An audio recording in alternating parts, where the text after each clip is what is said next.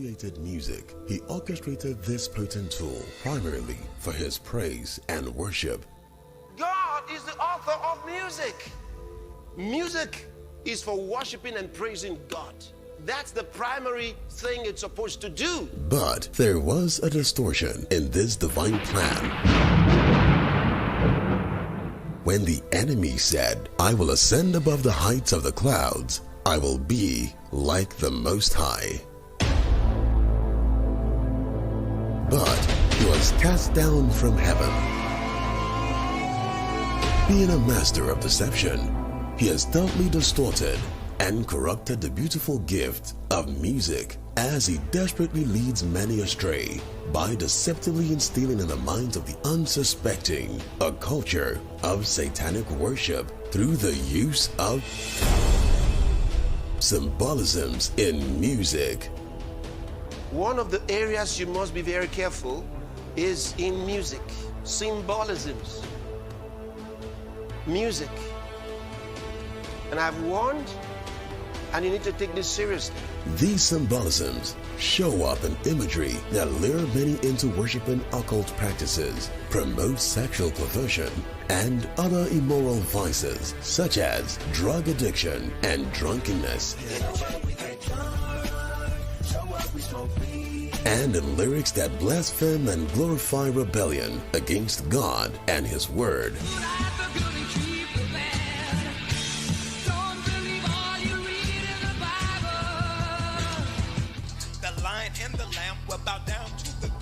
And that is Jesus bowing down to the goat.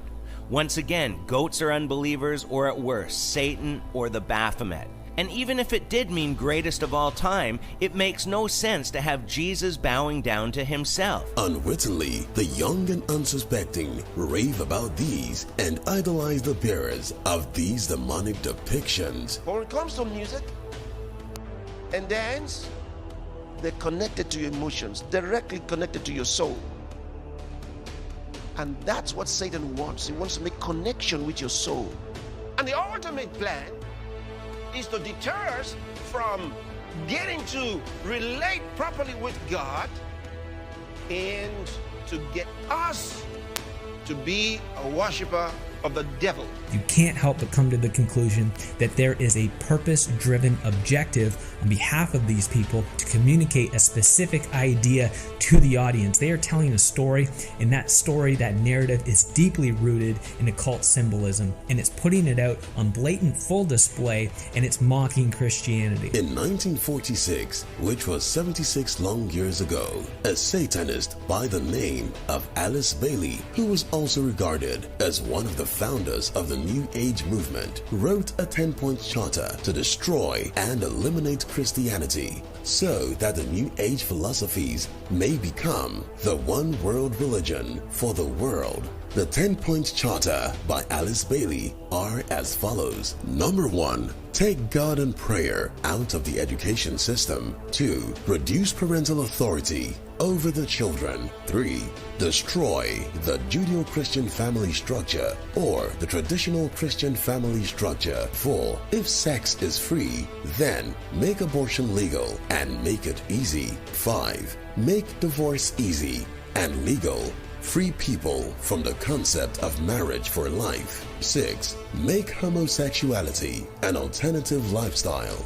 The base art. Make it run mad. 8. Use media to promote and change mindsets. 9. Create an interfaith movement. Number 10.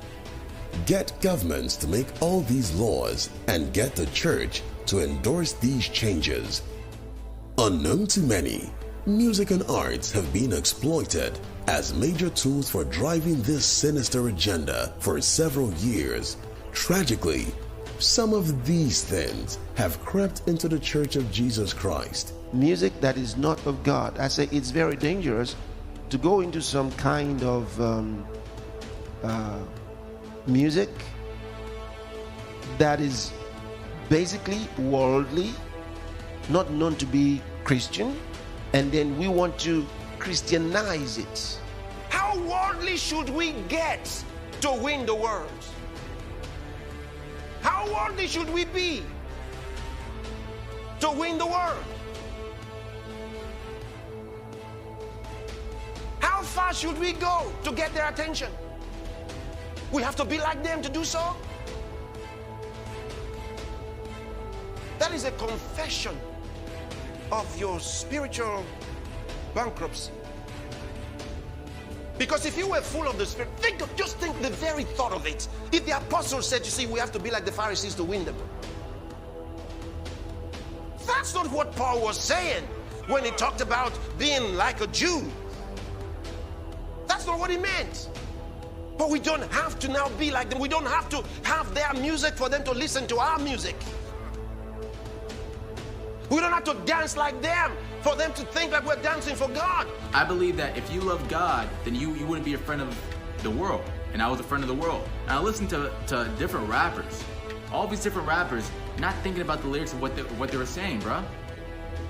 And so because of that, when I've heard nothing but lustful actions towards women, my parents and the Bible teaches you to respect women and wait towards marriage, but because I was listening to that music, guys, I was more prone to actually have sex before marriage, you know what I mean? Because you have to realize that our subconscious mind holds 95% of our brain, bro. A lot of people don't get that. So not only their conscious thoughts now, it's going into their subconscious. The guy is sleeping and is dreaming things he should not be dreaming of. Music, particularly among adolescents, is a very powerful motivator of behavior.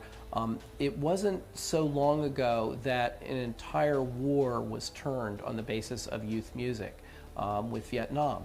And music was really central to the counterculture and the culture that rose up and said, we're not going to take this anymore. I don't think we should underestimate the power of music, because music touches the limbic system, or the emotional system of our brain, which actually, though slower than other parts, can overwhelm all of the other parts. We can't expect a system to be put together that will perfectly protect us.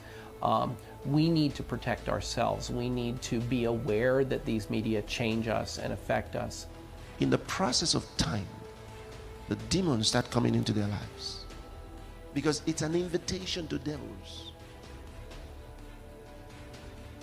First, unclean thoughts. Either they might be thoughts of fear, or they're thoughts of a sensual nature. Unclean thoughts that come into them. You find a Christian, a nice Christian, who loves the Lord, but now he's struggling with unclean thoughts, dirty thoughts, sexual thoughts. And he doesn't know where they're coming from. They're coming from the dance, they're coming from the music.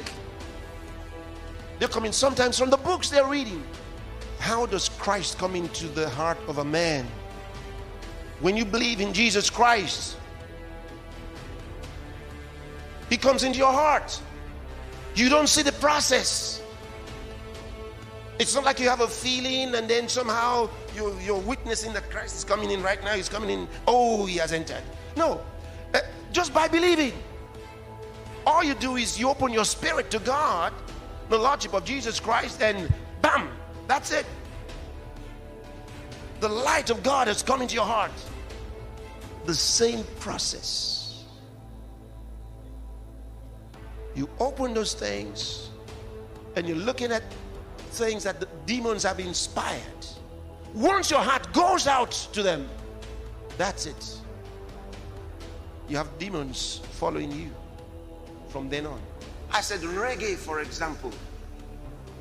Where did it come from? What's the source of reggae music? Music is psychology, see? And if the music does not penetrate the heart, the soul, and the mind, and the body, then you ain't gonna feel it. Because reggae music is not something that you hear, it's something you feel. See? And if you don't feel it, you can't know it. See? It is a spiritual music with spiritual ingredients for spiritual purposes. And I've never seen anybody who was into reggae for a long time and didn't have demonic activities come into his home and into his life. And I'm serious.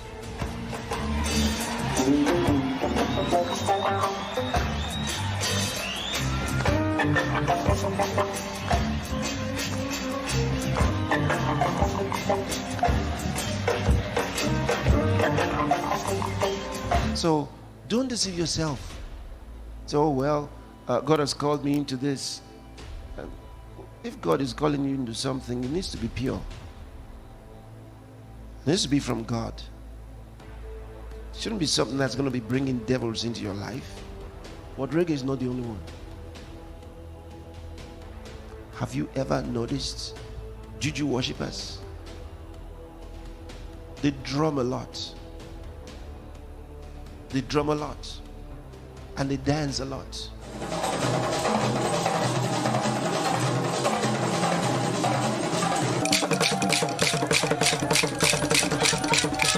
A lot of the dancing steps that people get from the world, a lot of them are to demons. These are things that are the movements of devils.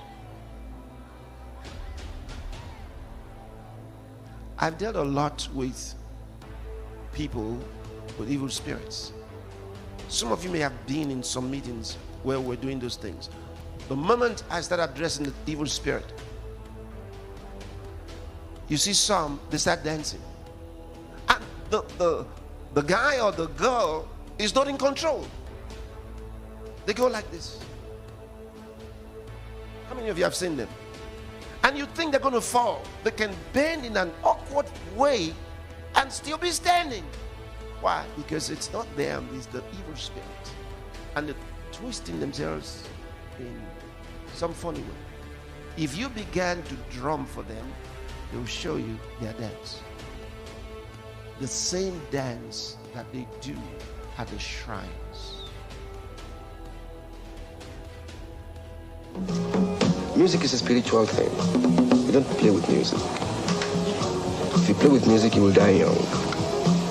You see, because when the higher forces give you the gift of music, musicianship, it must be well used. I get possessed by the spirits. I get possessed by the spirits. Right before I performed, I raised my hands up, and it was kind of the first time I felt something else come into me. Felt something else come into me. And so I sold my soul to the devil. Sold my soul to the devil. It appears that it is these demonic beings that energize Jackson when he hits the stage. Jackson stated, quote, "When I hit the stage, it's all of a sudden a magic from somewhere that comes and the spirit just hits you and you lose control of yourself." Then there's this other kind of music. I watch the young people and I see that they've taken it into the church, and when they're dancing and they have their hand here. Have you seen it? Have you seen it? Very stupid dance. Very stupid dance. Very offensive dance. And they've carried it from the world and brought it into church. The reason I'm telling you this is about symbolisms. There are dances that people have and they're doing them in churches, but these dances are demonic. They're inspired by demons. And they're being danced in churches by so-called musical leaders and music, whatever they call themselves.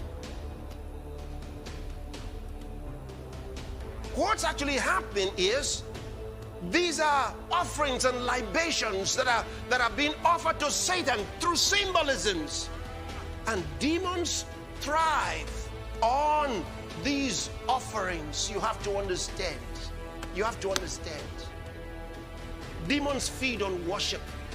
So desperate is the adversary in this quest that he also seeks to lure, deceive, and culture innocent children into offering satanic worship from an early age by infusing subliminal messages and symbolisms in music and films targeted at children. Satan's not an evil guy. He wants you to learn and question why. He wants you to have fun and be yourself. And by the way, there is no hell. Science This is important so we understand the world. Satan looks for truth. Let's help him, boys and girls. Satan's not an evil guy. He wants you to learn and question why. He wants you to have fun and be yourself. And by the way, there is no hell. Everyone is different, and that's okay with Satan. He'll always treat you equal, whether you're black, white, or gay. Satan-inspired theosophist Alice Bailey is quoted to have said, "When you are changing a nation, don't bother with the old people. They are too stuck in the old traditions. They will not change. But go for the children, especially 10 years and younger."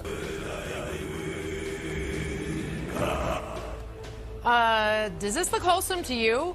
This video alone could freak out parents, but the Satanic Temple is trying to reach students by getting into elementary schools nationwide. The group says it's an alternative to a Christian-based after-school program.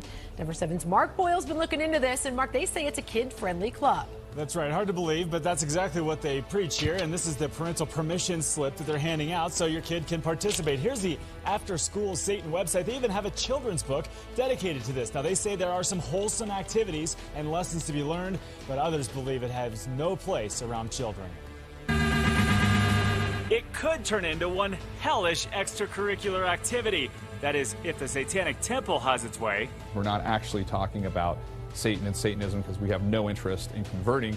It's just that in our religion, science and reason is what is the most valued. We do not believe in an actual devil. In our clubs, we do not do any sort of rituals or devil worshiping or any kind of sacrificing of goats, all the scary things that are kind of made up in people's heads. We simply, where kids can be kids, where they can interact with other children. But there is obviously a lot of concern here. Some, like Liberty Counsel founder Matt Staver, say the club is nothing more than a bunch of atheists trying to fight back against Christian-based after-school programs. This particular so-called Satanist club is not wanting to be there to express a viewpoint. They're wanting to disrupt the process. I want to say that everybody's entitled to their beliefs. However, I feel like that's just a little odd. They already took, God out of schools, but now they're going to allow Satan in. It's just crazy. We're disconnecting Satan and his works from the nations, from the cities. We're disconnecting him. And he cannot proceed. He cannot proceed with his acts. He cannot proceed. Music is a reflection of the culture and ideals of a people. Little wonder the adversary seeks to culture the world with the ideals of darkness through symbolisms in music and arts. But while the church remains, we will culture the nations aright, filling the nations with the songs of our kingdom, that they may worship the one true God, who is the true author of music and Lord over all. Revelation chapter 11 verse 15 says, "The kingdoms of this world are become the kingdoms of our Lord and of his Christ, and he shall reign forever and ever."